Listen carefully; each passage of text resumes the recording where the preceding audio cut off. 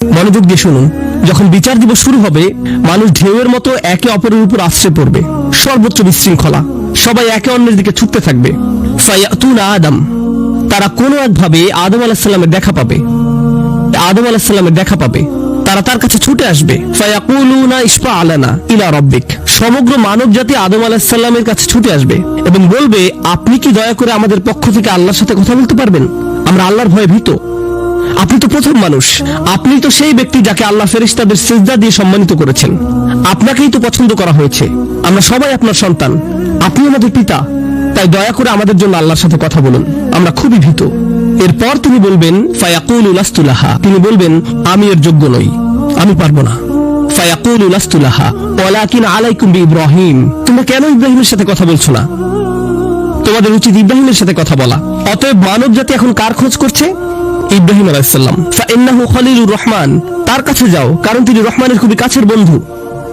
ওয়াত্তাখাযাল্লাহু ইব্রাহিমা খলিলা, কোরআনে এসেছে আল্লাহ ইব্রাহিমকে তার বন্ধুরূপে গ্রহণ করেছেন। তাই ইব্রাহিমের কাছে যাও, তিনি তোমাদের সাহায্য করতে পারবেন। তারা ইব্রাহিমের কাছে যাবেন।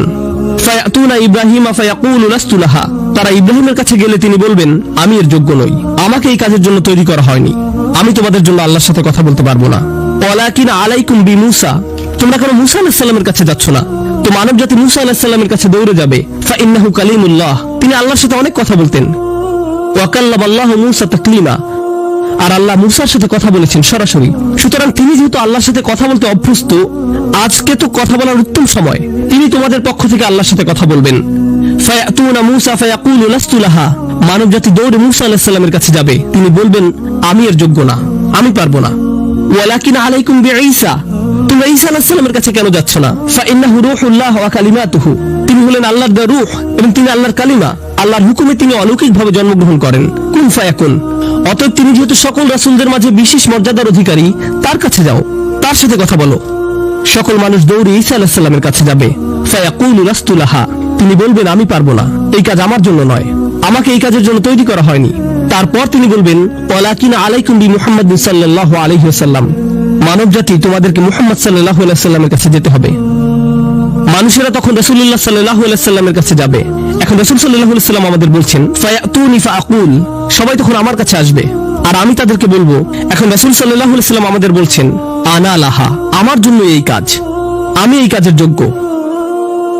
আনা লাহা ফাআস্তাযিনু আলা রাব্বি, প্রসঙ্গত আমি আপনাদেরকে আরো বলার পূর্বে বিচার দিনের একটা দৃশ্য হলো, আল্লাহ বলেন, ইয়াউমা ইয়াকুমুর রূহু ওয়াল মালাইকাতু সাফফান লা ইয়াতাকাল্লামুনা ইল্লা মান আযিনা লাহুর রহমান ওয়া ক্বালা সাওয়াবা, যেদিন রূহ ও ফেরেশতাগণ সারিবদ্ধভাবে দাঁড়াবে, এমন এক সময় থাকবে যখন কেউ কথা বলতে পারবে না, এমন এক ধরনের নীরবতা, এমন নীরবতা বিরাজ করবে যার কথা মানবজাতি কোনোদিন শোনেনি, এমন ধরনের নীরবতার অস্তিত্ব কখনো কোনোদিন ছিল না। সেই রকম পিনপতন নীরবতায় আল্লাহ বলেন, লা ইয়াতাকাল্লামুন, কেউ কথা বলতে পারবে না, ইল্লা মান আযিনা লাহুর রহমান, দয়াময় আল্লাহ যাকে অনুমতি দিবেন সে ব্যতীত। আর তিনি হলেন মুহাম্মদুর রাসূলুল্লাহ সাল্লাল্লাহু আলাইহি সাল্লাম। তিনি এমন সময় আল্লাহর কাছে আসবেন যখন সৃষ্টির কারো একটি শব্দ করার অনুমতি থাকবে না, সৃষ্টির কারো কোনো আওয়াজ শোনা যাবে না। তিনি আল্লাহর সামনে এসে আল্লাহর কাছে কথা বলার অনুমতি চাইবেন। ফায়ুযানু লি, তিনি বলেন, আমাকে কথা বলার অনুমতি দেওয়া হবে। ওয়ায়ুলহিমুনি মাহামিদা আহমাদাহু বিহা লা ইয়াহদুরুনিল আন, সেই দিন আল্লাহ আমাকে স্পেশাল একটি দোয়ার মাধ্যমে তার প্রশংসা, তার কৃতজ্ঞতা করা শেখাবেন, যেটি বিচার দিবসে আমাকে দেওয়া হবে, যা এর পূর্বে কাউকে দেওয়া হয়নি, কোন সৃষ্টিকে দেওয়া হয়নি। এক স্পেশাল ওয়াহী রাসূলুল্লাহ সাল্লাল্লাহু আলাইহি সাল্লামকে দেওয়া হবে বিচার দিবসে, যা কোন সৃষ্টিকে দেওয়া হয়নি। আর তিনি সেই দিন সেই স্পেশাল উপায়ে আল্লাহর প্রশংসা করবেন, লা ইয়াহদুরুনিল আন, আর সেই ওহী এখনো আমার কাছে আসেনি, সেই দোয়া এখনো আমি জানি না। ফাআহমাদাহু বিতিলকাল মাহামিদ, তারপর আমি আল্লাহর দেওয়া সেই স্পেশাল বাক্যগুলোর মাধ্যমে আল্লাহর প্রশংসা করব। ওয়া আখিরু লাহু সাজিদান, আমি সেই বাক্যগুলো উচ্চারণ করার পর আল্লাহর সম্মুখে সিজদায় অবনত হব। কিয়ামতের দিনের দৃশ্যপটে রাসূলুল্লাহ সাল্লাল্লাহু আলাইহি সাল্লাম এমন জায়গায় থাকবেন, এই অবস্থাকে বলা হয় মাকাম মাহমুদা, একটা স্টেশন, অথবা বলতে পারেন এমন একটা স্টেজ যা প্রশংসিত, আর মানব জাতি সেটা প্রত্যক্ষ করবে। আমরা সবাই এটা দেখতে পাবো, আমরা সবাই তখন নিশ্চুপ থাকবো, আর তিনি সিজদায় পড়ে যাবেন। তিনি যখন সিজদায় পড়ে যাবেন তখন আল্লাহ আযজা ওয়া জাল্লা তার সাথে কথা বলবেন। এতক্ষণ তিনি আল্লাহর সাথে কথা বলছিলেন, এখন আল্লাহ আযজা ওয়া জাল্লা তার সাথে কথা বলবেন। তিনি কি বলবেন? ইয়া মুহাম্মদ ইরফা রাসাকা, তিনি বলবেন, মুহাম্মদ তোমার মাথা উত্তোলন করো। ওয়াকুল বলো, ইউসমা আলাকা তোমার কথা শোনা হবে। শুধু যে আল্লাহ তার কথা শুনবেন তা নয়, বরং বিচার দিনে উপস্থিত সবাই তার কথা শুনতে পাবে। ইউসমা আলাক, তারপর আল্লাহ বলেন, ওয়াসাল তুতা চাও তোমাকে দেওয়া হবে। তুমি যা চাও দেওয়া হবে।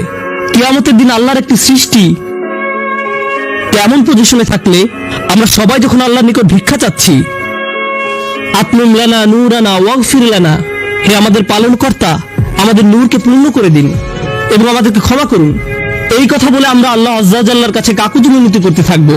আর এখানে আল্লাহ তার এই সৃষ্টিকে বলছেন, তুমি চাও, তুমি যা চাও আমি দিব। সাল তুতা, এই হলো আমাদের রাসূল সাল্লাল্লাহু আলাইহি সাল্লাম। তারপর আল্লাহ বলবেন, ওয়াশফা, তুমি যদি কারো পক্ষ থেকে কথা বলতে চাও, তুমি যদি কারো ব্যাপারে সুপারিশ করতে চাও, যাও সুপারিশ করো। তুশাফা, আমি তোমাকে অন্য মানুষদের পক্ষ হয়ে কথা বলার অধিকার দিলাম।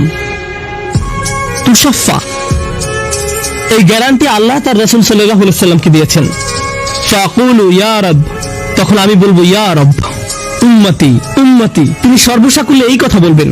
এটাই তার সম্পূর্ণ বাক্য, আমার উম্মাহ আমার উম্মাহ, আমার মানুষ আমার মানুষ। কিয়ামতের দিন সবাই বলবে, নাফসি নাফসি, আমি নিজে আমি নিজে আমি নিজে। আল্লাহর নবীরা যারা মানুষকে আল্লাহর দ্বীনে আনার জন্য দিবারাত্রি পরিশ্রম করে গিয়েছেন, যেমন ইব্রাহিম আলাইহিস সালাম, যার এই দুনিয়ায় থাকাকালীন সময়ে শুধু একটাই উদ্বেগ ছিল মানুষের মুক্তি। বিচারের দিনে তিনি বলবেন, না, যাও অন্য কোথায় যাও, যাও মুসার সাথে কথা বলো। মুসা আলাইহিস সালাম, যিনি বনী ইসরাঈল নিয়ে চিন্তিত ছিলেন, তিনি বলবেন, না, যাও ঈসার সাথে গিয়ে কথা বলো। আর আমাদের রাসূল সাল্লাল্লাহু আলাইহি সাল্লাম বলবেন, প্রসঙ্গত কোরআনে কিয়ামত দিবসের যে ভয়াবহতার কথা বর্ণনা করা হয়েছে তা একবার চিন্তা করে দেখুন। ইয়াউমা তারাউনাহা তাযহালু কুল্লু মুরদিআতিন আম্মা আরদাআত, প্রত্যেক মা যে তার বাচ্চাকে দুধ খাওয়াচ্ছে তার বাচ্চাকে ফেলে দিবে যেন সে কিছুই না। ইয়াফিরুল মারউ মিন আখিহি ওয়া উম্মিহি ওয়া আবিহি, সেদিন মানুষ তার ভাইয়ের কাছ থেকে পালাবে, মায়ের কাছ থেকে পালাবে, বাবার কাছ থেকে পালাবে। ওয়া সাহিবাতিহি ওয়া বানিহি, তার স্ত্রীর কাছ থেকে পালাবে, ছেলেমেয়ের কাছ থেকে পালাবে। আপনাদের কেউ কেউ হয়তো ইতিমধ্যে স্ত্রীর কাছ থেকে পালিয়ে বেড়ান, তাই আপনাদের কাছে হয়তো এটা অতটা ভীতিপ্রদ নয়। এই আয়াত হয়তো আপনার জন্য ভয়ের নয়। কেউ কেউ ভাবছে অবশেষে